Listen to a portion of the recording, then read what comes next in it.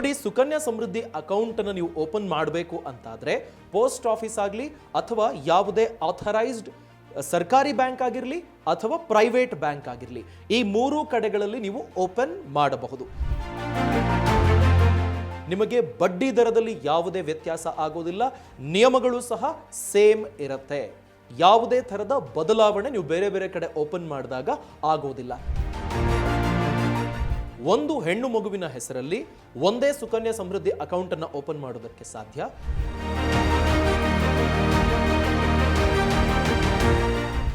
ನಮಸ್ಕಾರ, welcome to ಬಾಸ್ವಾಲಾ YouTube channel. ನಾನು ಚೈತ್ರ.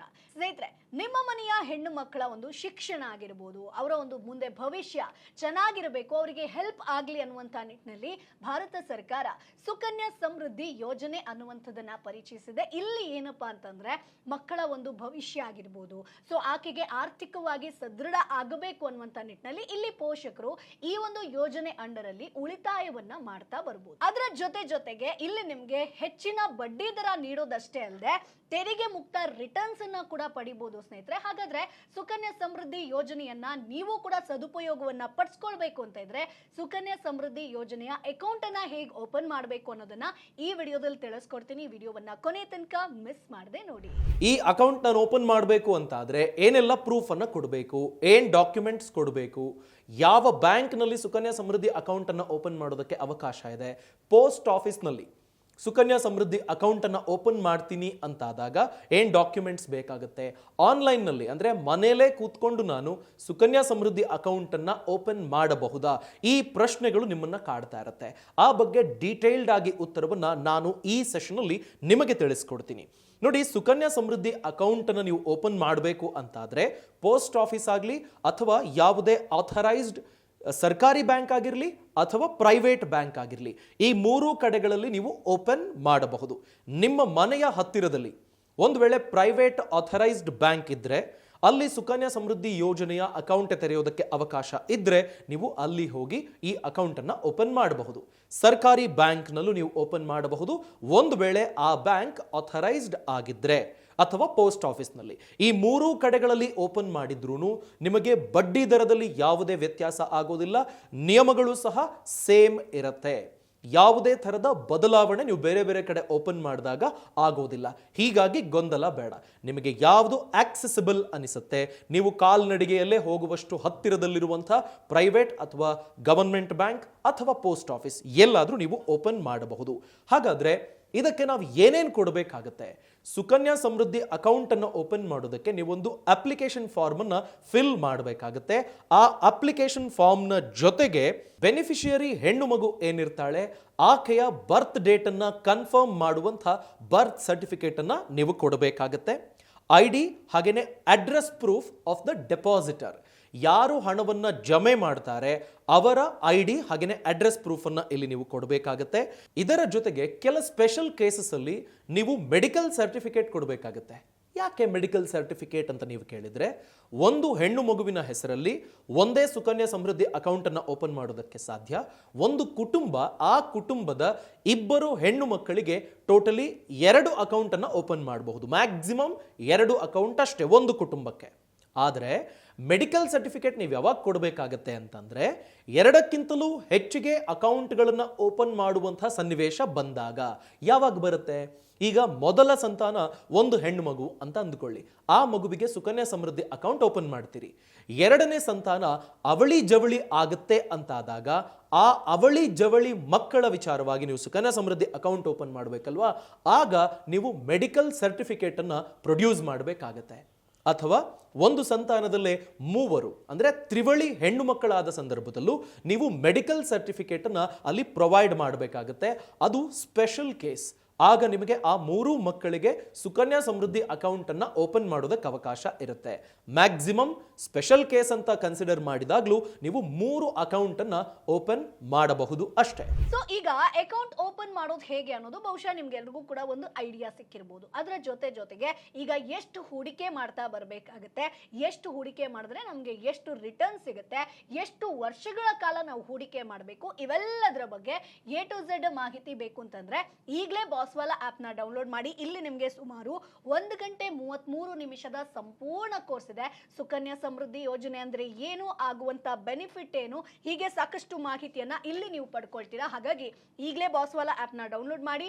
ಚಾನೆಲ್ನ ಬಯೋದಲ್ಲಿ ಲಿಂಕ್ ಇದೆ, ಅದನ್ನ ಕ್ಲಿಕ್ ಮಾಡಿದ್ರೆ ಬಾಸ್ವಾಲಾ ಆ್ಯಪ್ ಡೌನ್ಲೋಡ್ ಆಗುತ್ತೆ. ಸೊ ಈ ಡೀಟೇಲ್ಸ್ ಅನ್ನು ನೀವು ಕೊಡಬೇಕಾಗುತ್ತೆ. ಇದರ ಹೊರತಾಗಿ ಒಂದು ವೇಳೆ ಬ್ಯಾಂಕ್ ಅಥವಾ ಪೋಸ್ಟ್ ಆಫೀಸ್ ಇನ್ನೇನಾದರೂ ದಾಖಲಾತಿಗಳನ್ನು ನಿಮ್ಮ ಬಳಿ ಕೇಳಿದ್ದೇ ಆದರೆ ಇವೆಲ್ಲವೂ ಇನ್ ಲೈನ್ ಇದ್ರೆ ನಿಮಗೆ ಇತರೆ ದಾಖಲಾತಿಗಳ ಅವಶ್ಯಕತೆ ಬರೋದಿಲ್ಲ. ಒಂದು ವೇಳೆ ಎಲ್ಲಾದರೂ ಸಮಸ್ಯೆ ಇದ್ದು ಅಥವಾ ಕನ್ಫ್ಯೂಸಿಂಗ್ ಅನ್ನೋ ಥರ ಇದ್ರೆ ಬೇರೆ ದಾಖಲಾತಿಗಳನ್ನು ನಿಮ್ಮ ಬಳಿ ಬ್ಯಾಂಕ್ ಅಥವಾ ಪೋಸ್ಟ್ ಆಫೀಸ್ ಕೇಳಲೂಬಹುದು. ಅದಕ್ಕೂ ನೀವು ತಯಾರಿರಬೇಕಾಗತ್ತೆ. ಅಕೌಂಟ್ ಓಪನ್ ಮಾಡೋದಕ್ಕೆ ಬೇಕಾಗಿರುವ ಅಪ್ಲಿಕೇಶನ್ ಫಾರ್ಮ್ ಹಾಗೆಯೇ ಡಾಕ್ಯುಮೆಂಟ್ಗಳನ್ನು ನೀವು ಕೊಂಡೊಯ್ಯಬೇಕಾಗತ್ತೆ. ಜೊತೆಗೆ 250 ರೂಪಾಯಿ ಇನಿಷಿಯಲ್ ಇನ್ವೆಸ್ಟ್ಮೆಂಟ್ ಅನ್ನು ನೀವು ತೆಗೆದುಕೊಂಡು ಹೋಗಬೇಕು. ಕ್ಯಾಶ್ ರೂಪದಲ್ಲಾದರೂ ಪೇ ಮಾಡಬಹುದು, ಚೆಕ್ ಕೊಡಬಹುದು, ಡಿಮ್ಯಾಂಡ್ ಡ್ರಾಫ್ಟ್ ಅನ್ನು ಬಳಸ್ಕೊಳ್ಬಹುದು, ಅಥವಾ ಆನ್ಲೈನ್ನಲ್ಲೂ ಸಹ ನೀವು ಆ 250 ರೂಪಾಯಿ ಇನಿಷಿಯಲ್ ಇನ್ವೆಸ್ಟ್ಮೆಂಟ್ ಹಣವನ್ನು ಟ್ರಾನ್ಸ್ಫರ್ ಮಾಡೋದಕ್ಕೆ ಅವಕಾಶ ಇದೆ. ನೋಡಿ, ಇಲ್ಲಿವರೆಗೆ ನೀವು ಒಂದು ವೇಳೆ ಆನ್ಲೈನ್ನಲ್ಲಿ ಸುಕನ್ಯಾ ಸಮೃದ್ಧಿ ಅಕೌಂಟ್ ಅನ್ನು ಓಪನ್ ಮಾಡಬೇಕು ಅಂತ ಅಂದುಕೊಂಡಿದ್ರೆ ಆ ಥರದ ಸೌಲಭ್ಯ ಇಲ್ಲಿವರೆಗೆ ಲಭ್ಯ ಇಲ್ಲ. ನೀವು ಒಂದು ವೇಳೆ ಬ್ಯಾಂಕ್ ಅಥವಾ ಪೋಸ್ಟ್ ಆಫೀಸ್ನಲ್ಲಿ ಸುಕನ್ಯಾ ಸಮೃದ್ಧಿ ಅಕೌಂಟ್ ಅನ್ನ ಆಕ್ಟಿವ್ ಆಗಿ ಇಟ್ಕೊಂಡಿದ್ರೆ ನೀವು ಆನ್ಲೈನ್ ಹಣ ಟ್ರಾನ್ಸ್ಫರ್ ಮಾಡೋದಕ್ಕೆ ಅವಕಾಶ ಇದೆ. ಆದರೆ ಮನೆಯಲ್ಲೇ ಕೂತು ಅಕೌಂಟ್ ಅನ್ನ ಕ್ರಿಯೇಟ್ ಮಾಡೋದಕ್ಕೆ ಅವಕಾಶ ಇಲ್ಲ. ಇಲ್ಲಿವರೆಗೆ ಆ ಥರದ ಅವಕಾಶ ಕಲ್ಪಿಸಲಾಗಿಲ್ಲ. ಒಂದು ವೇಳೆ ನೀವು PPF ಅಕೌಂಟ್ ಅನ್ನು ಆನ್ಲೈನ್ ಓಪನ್ ಮಾಡಬೇಕು ಅಂದ್ರೆ ಅವಕಾಶ ಇದೆ. ನೀವು ಮನೆಯಲ್ಲೇ ಆಯಾ ಬ್ಯಾಂಕ್ನ ಅಪ್ಲಿಕೇಶನ್ ಅನ್ನು ಓಪನ್ ಮಾಡಿ ಬೇಕಾದ ಇನ್ಫಾರ್ಮೇಶನ್ ಅನ್ನು ಸಬ್ಮಿಟ್ ಮಾಡಿ ಏನು ಫಾರ್ಮ್ ಅನ್ನು ಫಿಲ್ ಮಾಡ್ತೀರಿ ಆ ಫಾರ್ಮ್ನ ಡೌನ್ಲೋಡ್ ಮಾಡಿಕೊಂಡು ಅದನ್ನು ತಗೊಂಡು ಹೋಗಿ ಬ್ಯಾಂಕಿಗೆ ಕೊಟ್ಟರೆ ನಿಮ್ಮ ಅಕೌಂಟ್ ಕ್ರಿಯೇಟ್ ಆಗಿಬಿಡುತ್ತೆ. ಸೊ ಹೀಗೆ PPF ನಲ್ಲಿ ನೀವು ಮಾಡಬಹುದು. ಆದರೆ ಸುಕನ್ಯಾ ಸಮೃದ್ಧಿ ಅಕೌಂಟ್ ಅನ್ನ ಆ ಥರ ಮನೆಯಲ್ಲೇ ಕೂತು ಓಪನ್ ಮಾಡೋದಕ್ಕೆ ಇಲ್ಲಿವರೆಗೆ ಅವಕಾಶ ಇಲ್ಲ. ಹೀಗಾಗಿ ನೀವು ಆನ್ಲೈನ್ನಲ್ಲಿ ಟ್ರಾನ್ಸ್ಫರ್ ಅಷ್ಟೇ ಮಾಡಬಹುದು.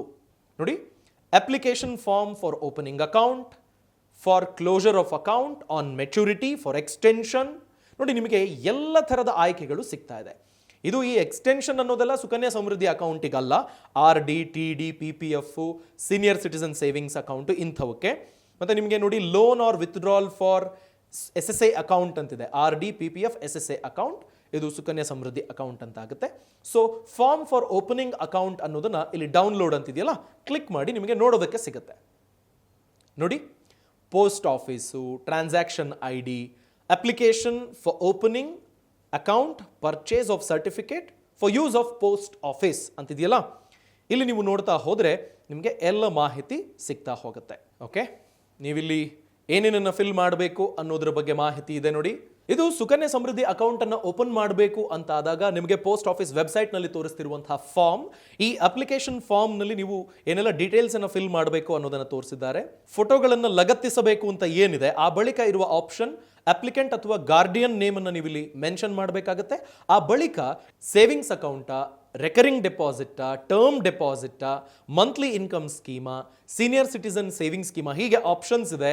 ಇಲ್ಲಿ ನಿಮಗೆ ಸುಕನ್ಯಾ ಸಮೃದ್ಧಿ ಅಕೌಂಟ್ ಅಂತ ಕಾಣ್ತಿದೆ ನೋಡಿ, SSA ಅಂತಿದೆಯಲ್ಲ, SSA, ಈ ಆಪ್ಷನ್ ಅನ್ನು ನೀವು ಇಲ್ಲಿ ಯಾವುದಕ್ಕಾಗಿ ಅನ್ನೋದನ್ನು ನೀವು ಇಲ್ಲಿ ಮೆನ್ಷನ್ ಮಾಡಬೇಕಾಗುತ್ತೆ. ಆ ಬಳಿಕ ನೀವು ಹಾಗೆ ಬೇರೆ ಏನೆಲ್ಲ ಇನ್ಫಾರ್ಮೇಷನ್ ಅನ್ನು ಕೊಡಬೇಕು ಅನ್ನೋದನ್ನು ಗಮನಿಸಬಹುದು. ಇಲ್ಲಿ ನೋಡಿ, ನಿಮಗೆ ಇಲ್ಲೊಂದು ಕಡೆ ಇದೆ, ನೀವು details of proof of age of minor along with its date of issue and issuing authority ಅನ್ನೋದನ್ನು ಕೊಡಬೇಕಲ್ಲ. ಇಲ್ಲಿ in case of Sukanya Samriddhi account birth certificate is mandatory ಅಂತೆಲ್ಲ ಇದೆ. ಬೇರೆ ಏನು ಇನ್ಫಾರ್ಮೇಷನ್ ಅನ್ನು ಕೊಡಬೇಕು ಅನ್ನೋದ್ರ ಬಗ್ಗೆ ಇಲ್ಲಿ ಮಾಹಿತಿ ಇದೆ, ಗಮನಿಸಿ.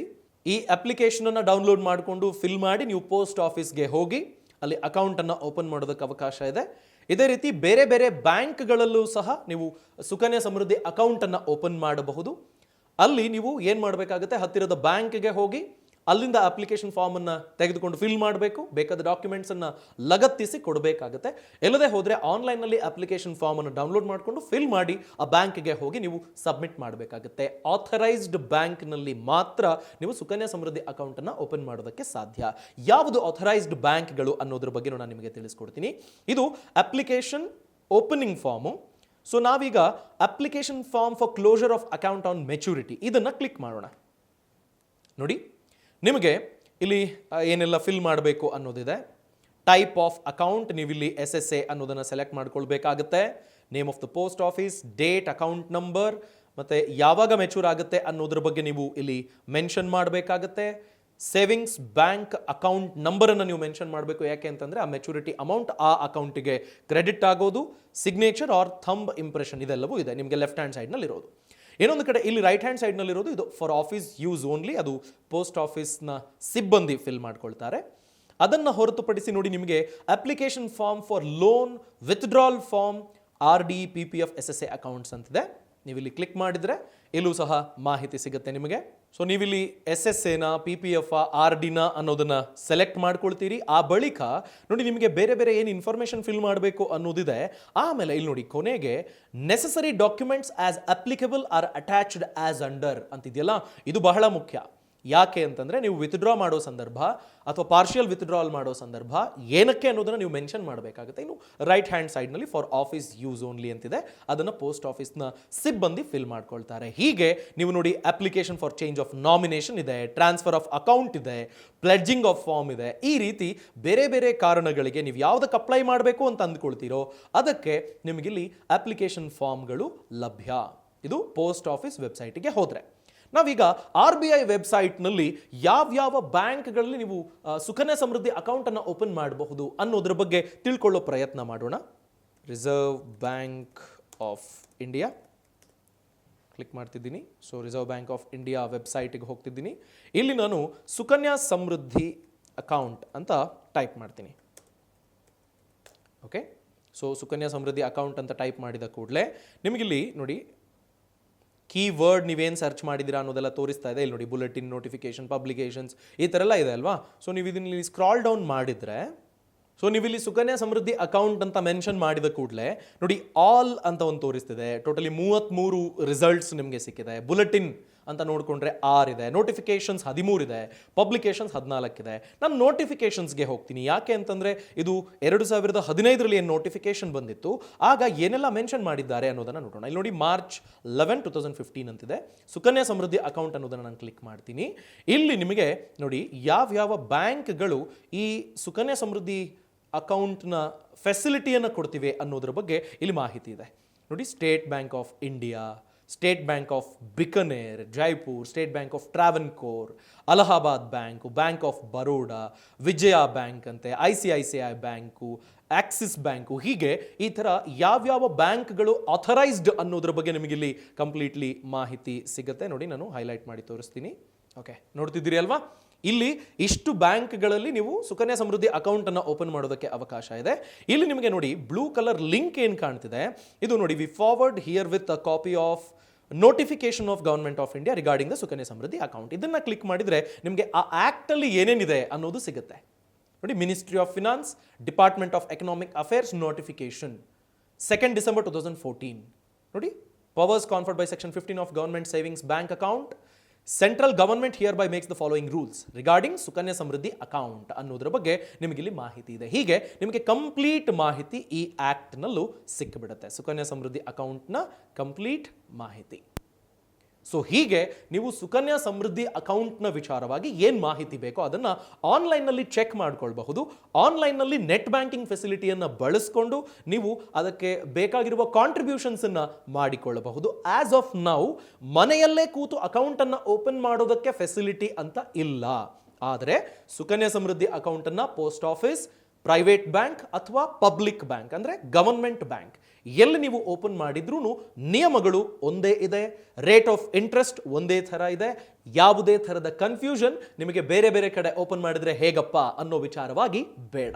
ಸೊ ಈ ಒಂದು ವಿಡಿಯೋ ನಿಮಗೆ ಯೂಸ್ಫುಲ್ ಆಗಿರುತ್ತೆ ಅಂತ ಅನ್ಕೊಳ್ತೀನಿ. ಮುಂದಿನ ವಿಡಿಯೋದಲ್ಲಿ ಮತ್ತಷ್ಟು ಮನಿ ಮಾಹಿತಿ ಜೊತೆ ನಾನು ನಿಮ್ಮ ಮುಂದೆ ಹಾಜರಿರ್ತೀನಿ. ಅಲ್ಲಿವರೆಗೂ ಟಾಟಾ ಬೈ ಬೈ.